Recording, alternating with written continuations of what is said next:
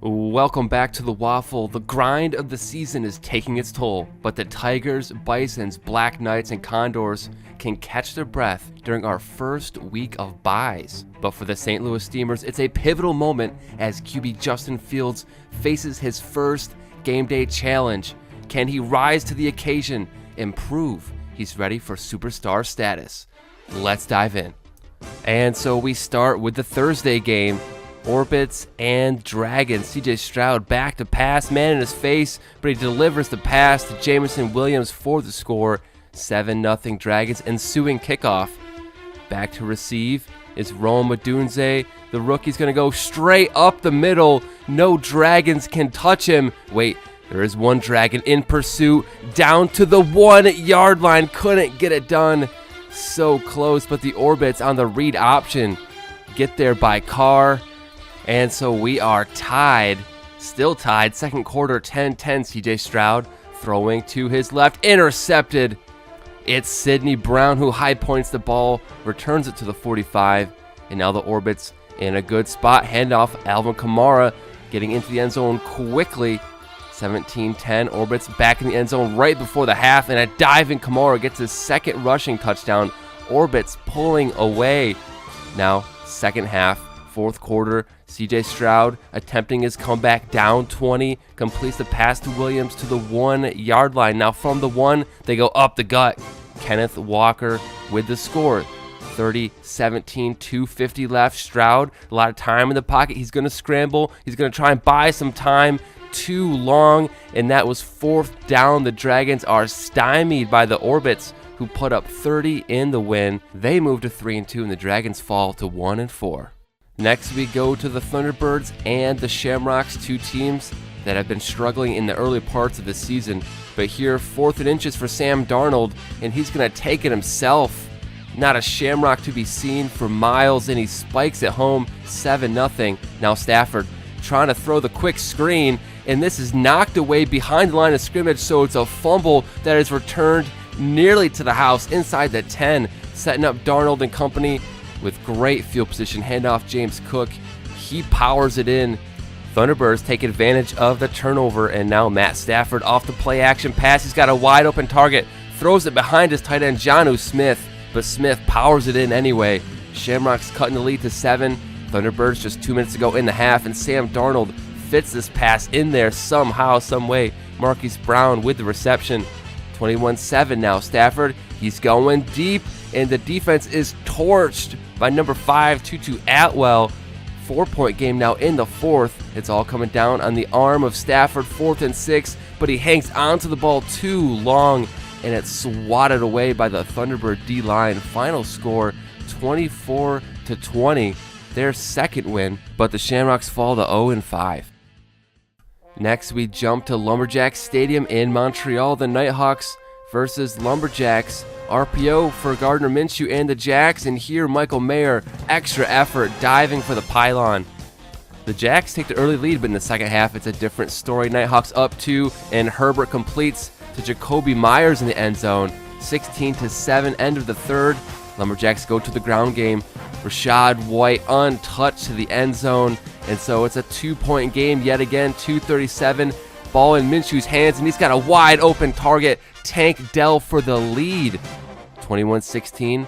Justin Herbert, does he have another comeback in him? He made one last week. Myers, 1 foot, second foot in the white. So that's a incomplete pass. 4th and 10 now, and it's swatted away. Perfect coverage by the Lumberjacks defense. And then the other end for good measure, White, his second rushing touchdown for the win. Game sealed. Final score 28-16. Just keep chopping. They improve to 3-2, and the Nighthawks also fall to 3-2. Now we head to St. Louis for the Steamers and the Riverhogs. Hogs looking for that first win still. They're 0-4, and here Drake May to Jaden Reed for the lead. 7-0 Riverhogs. Now Justin Fields, he's going to bomb it deep to Darius Slayton up the sideline, and Riverhogs can't catch him. Tie game at 7 apiece. A great start to Justin Fields' day. He's looking for that development upgrade, and here he's tossing another touchdown grab. Second one of the day, this one to Richie James Jr. 17-10, and the River Hogs power it in. Drake May loves to rush it in the red zone. 20-20, still tied. Kyron Williams slashing up the middle for the 7-point lead, leaving Fields with just 40 seconds. But he continues the air raid downfield. This time Chris Olave is going to get to the end zone. 3 touchdown passes to 3 different receivers, and we're tied. Drake May, he's crossing the ball to midfield. They have 1 timeout to go, and they take it with 12 seconds. This kick with 10 seconds is good. 3 seconds for Justin Fields. He has no timeouts, but he has no problem bombing it deep. They get out of bounds at the 20. Slayton comes through again, and Fields over 360 yards on that pass, forces overtime. And then in OT, he goes on the ground, slides in at the 8, 1st and goal. Justin Fields flings it out to his right, and he's got his tight end for the win. Riverhogs never touched the ball. Trey McBride runs it in, and the Riverhogs suffer another devastating defeat, 36-30. They are still winless. And because of the awesome game, Justin Fields is now officially a superstar. Now we go to Columbus, the Caps hosting the Brooklyn Snowhawks. Caps up 3 in the second quarter. Bo Nix buying time in the pocket, backpedaling into the end zone, and he is safety. Bradley Chubb throws him down 3-2. Weird score, and this one's in the third, and the Snowhawks hand it to their fullback, Michael Burton, with the score. And now we have a 10-3 game, 2 minutes to go. Bo Nix can tie it up, and he completes the pass over the middle. Daniel Bellinger comes through with a contested catch, but the Snowhawks get one last possession. Aaron Rodgers has to toss up a Hail Mary, and this pass is deep enough. Back to the end zone, knocked away. We're headed to overtime. Another OT game this week, and Bo Nix and the Caps, they complete a huge gain for the first down on 3rd and 13. Goes over 200 with that pass. Now 3rd and 4 in the red zone. Bo is brought down at the 11, sacked. So they have to settle for the field goal, giving the Snowhawks a chance.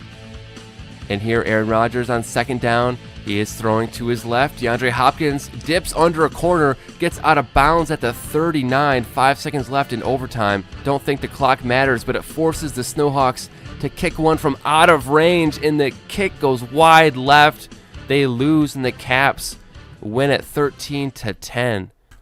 Now we have the Omaha Antlers flying to Hawaii to play the Monarchs, who are up 3 in the first. Goff and the Antlers at the 1-yard line, and they can't convert it to points. Goff is intercepted by Isaiah Simmons. In the second quarter now, Goff throwing. Devin Duvernay crossing the field, pointing out blocks, and turning it up for 6. Duvernay putting on a display, and the Antlers take the lead, 7-3. Here's the mini Monarch.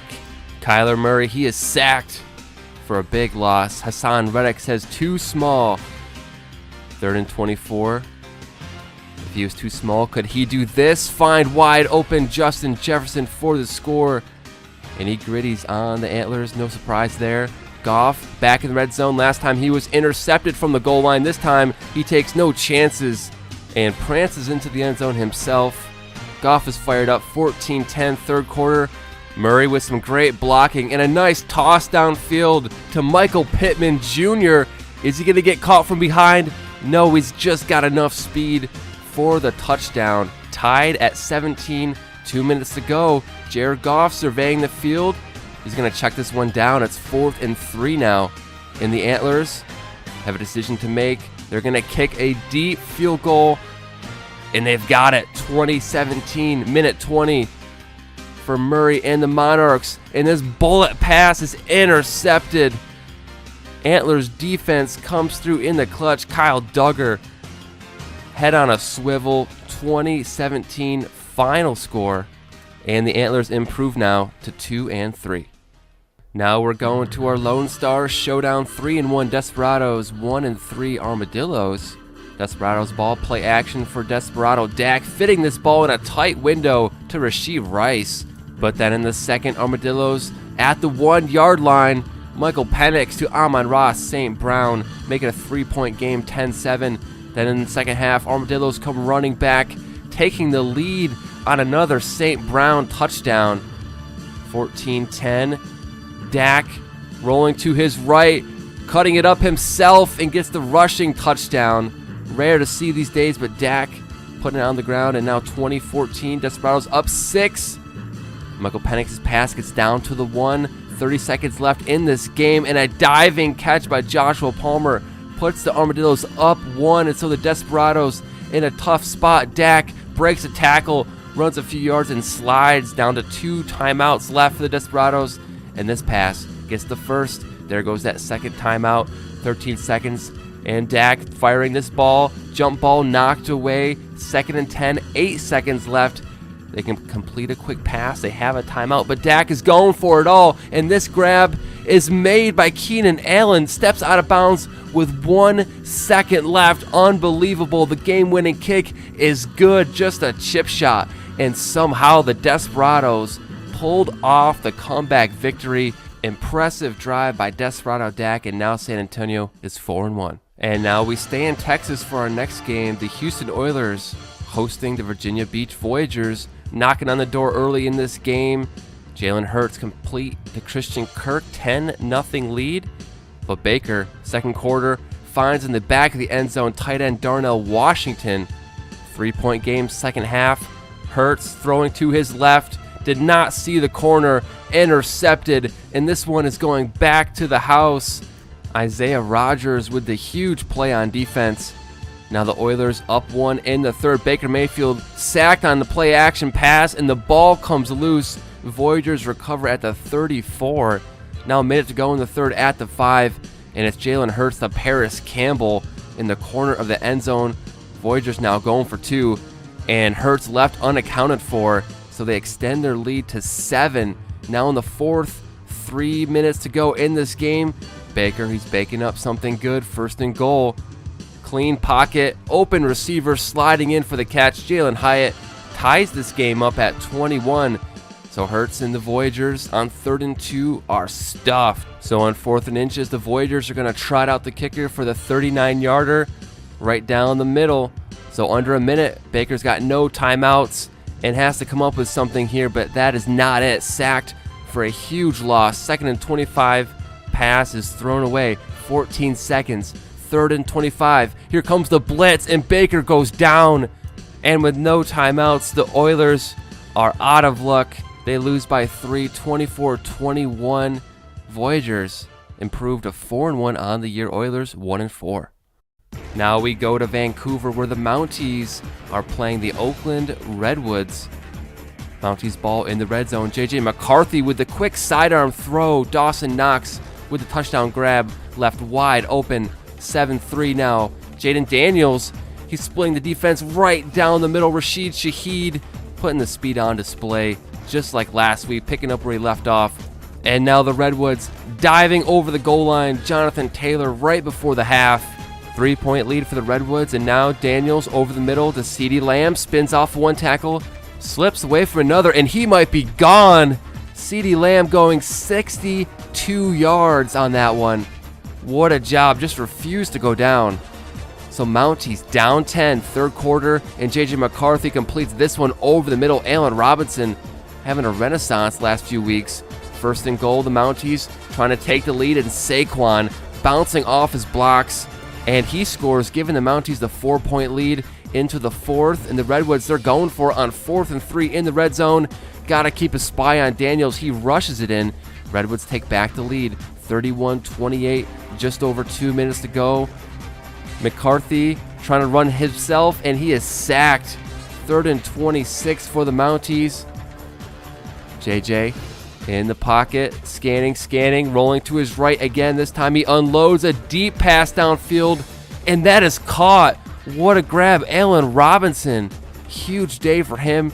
3rd and goal now for the Mounties, and this pass just isn't going to get there. 4th and goal, sets him up for the nice easy kick, make it 31-31.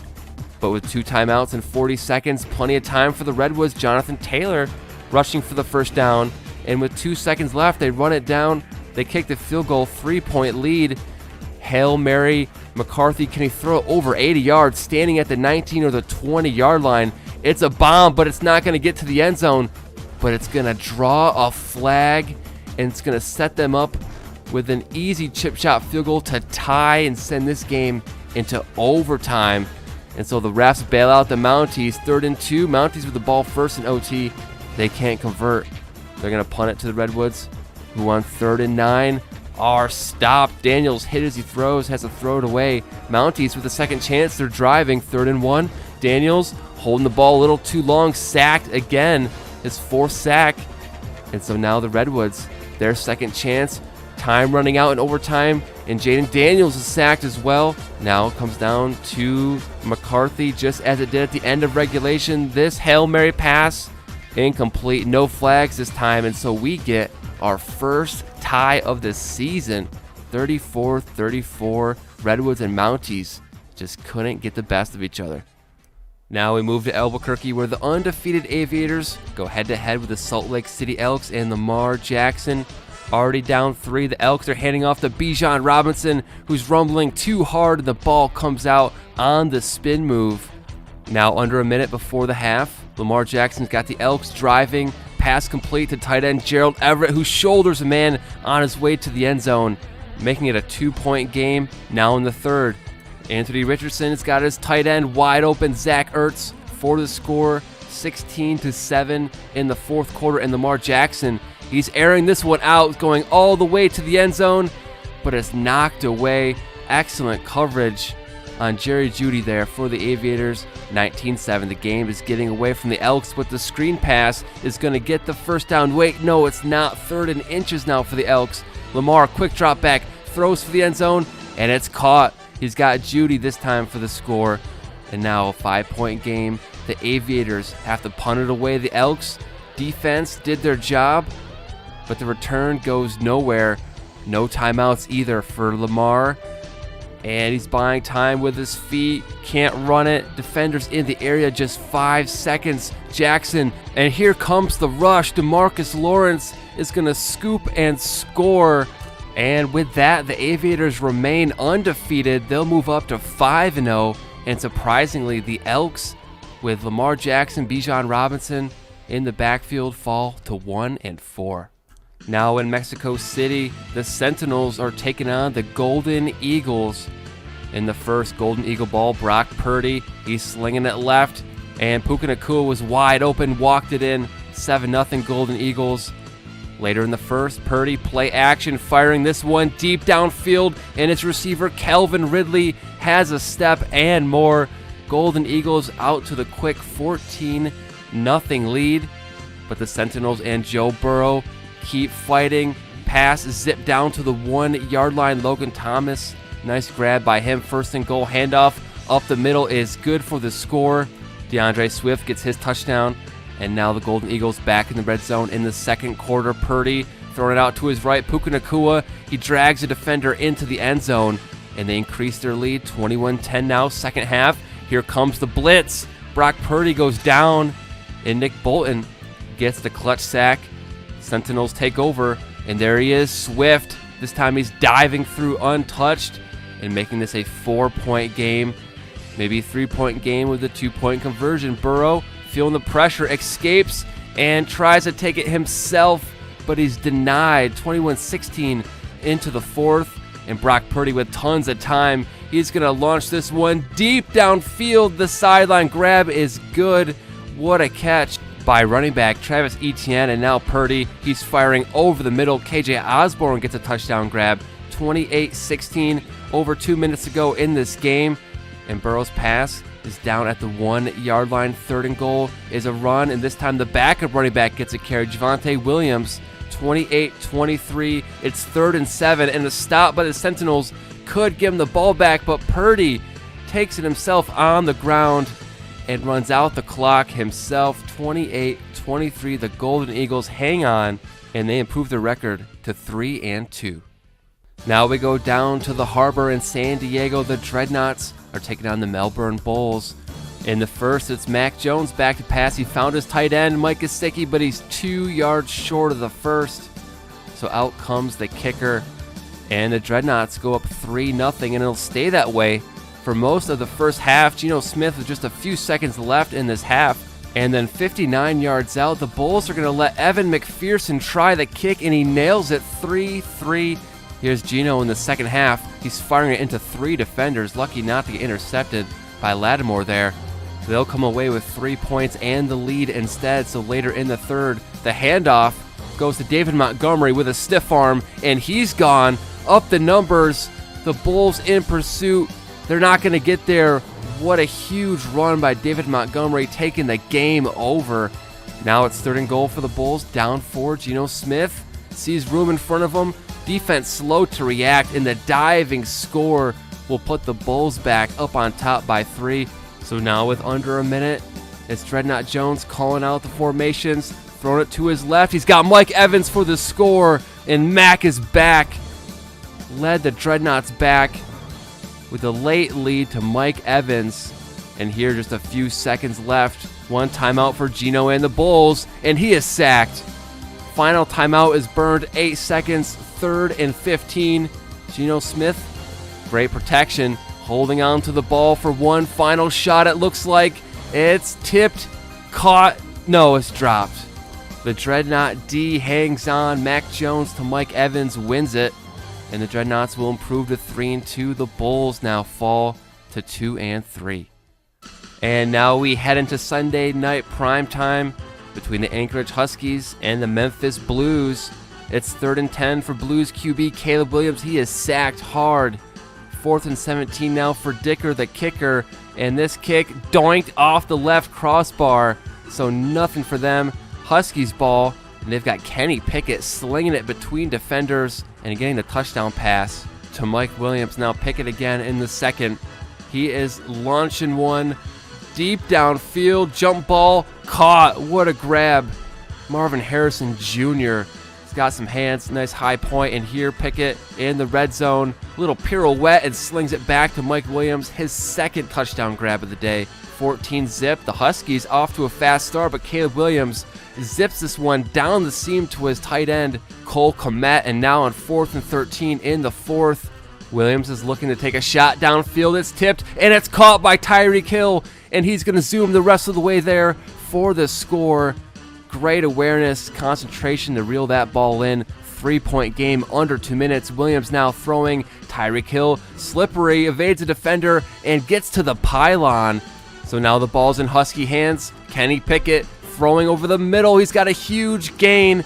Tackled at the 26. The Huskies continue their drive. 2nd and 7. Mike Williams back again. What a job. Kenny Pickett to Mike Williams has been huge. His 3rd touchdown. Just 20 seconds to go. Caleb Williams, he's going deep to Tyreek Hill. Who else? Hill, 3rd touchdown as well. Back and forth they go. But is it too much time for the Huskies? 16 seconds and a timeout. Pickett with immaculate blocking, able to launch this ball deep downfield, and who comes down with it? Mike Williams. Now 8 seconds. Pickett in the pocket. He's being chased around. Manages to throw this one away. Luckily, saving himself 3 seconds left on the 2nd and goal. And there's Marvin Harrison Jr. for the game-winning touchdown grab as the clock strikes 0. Comeback Kenny with the nice toss, and the Huskies upset the undefeated Blues 30-28 in what might be the game of the year. And now we finish up with Monday night primetime. The undefeated Wizards and the 3-1 Pioneers. A couple of good teams here, and here's Pioneer Pat Mahomes struggling, sacked, 11-yard loss. Dante Fowler in the backfield. They'll get their first points with the kick. 3-0. Now the Wizards in the red zone. Tua, he's going to throw backwards. I don't know how he got that off with the left hand, thrown to his right. Noah Fant is there for the catch. 7-3 Wizards now. Tua rolling to his left. Gets the ball out to his tight end, Noah Fant, going up the sideline, breaking 1-2 tackles, and he's off to the races. A man in pursuit, gaining on him, but not enough. Noah Fant, 2 straight touchdowns. What a job by him, busting and breaking.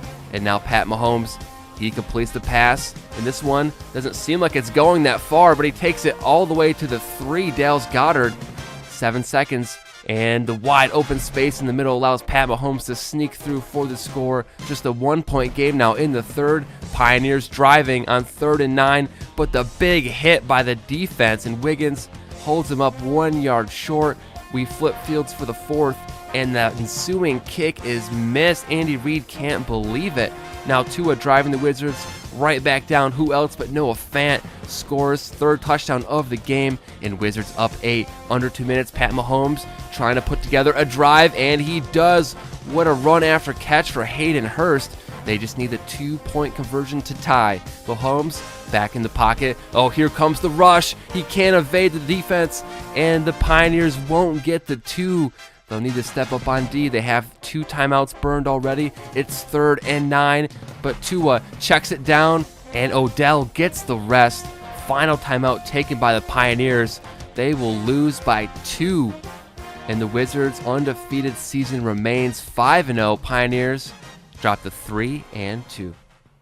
And so with that, it's now standings time. Let's look around the league and see who leads each division. After 5 weeks, the leader in the AFC North is the Memphis Blues at 4-1. The AFC South currently goes to the Desperados, also at 4-1. The 4-1 Virginia Beach Voyagers, they lead the AFC East. And lastly, the AFC West leader goes to the Portland Pioneers, who lead at 3-2. Now over in the NFC North, the Lumberjacks take their 2-game winning streak into first place at 3-2. The Wizards remain in first place in the NFC South and undefeated at 5-0. The Huskies have won 3 in a row and they're number 1 in the NFC East at 4-1. And finally, the NFC West belongs to the Albuquerque Aviators. They are our 2nd undefeated team at 5-0.